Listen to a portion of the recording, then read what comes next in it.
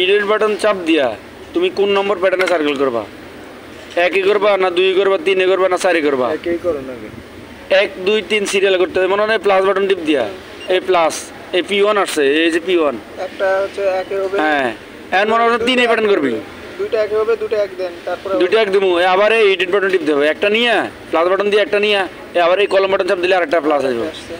এই কলম আসছে, আবার তোমার কত নম্বর নিবা এই প্লাস বাটনের মাধ্যমে? এই মনে 2 নিলাম, 2 নম্বর প্যাটার্ন নিলাম। আবার যদি আরেকটা প্যাটার্ন তৈরি করতে মনে করো সার্কেল নাও, তাহলে আবার কলম টিপ দিতে হবে। এখন কত নম্বর নিমু? 3 নম্বর না 1 নম্বর, বা 1 নম্বর নিমু। এই 1 নম্বর নিলাম, আবার এই এডিট বাটন টিপ দিলাম। এখন নিমু কত নম্বর? 4 নম্বর প্যাটার্ন করছি আমরা, এই সাইন নিমু, এই 4 নম্বর। এই 4 নম্বর টোটালি আমাদের একটা সার্কেল রেডি হয়ে গেছে।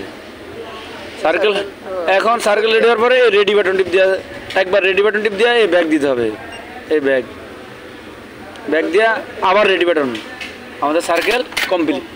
এখন আমরা এই দেখ চালানোর পরে এই দেখ ওইদিকে টাকা এই একটা 4 নম্বর আছে, এই একটা গেছে দেখছো, এই আর একটা গেছে, এই দেখছো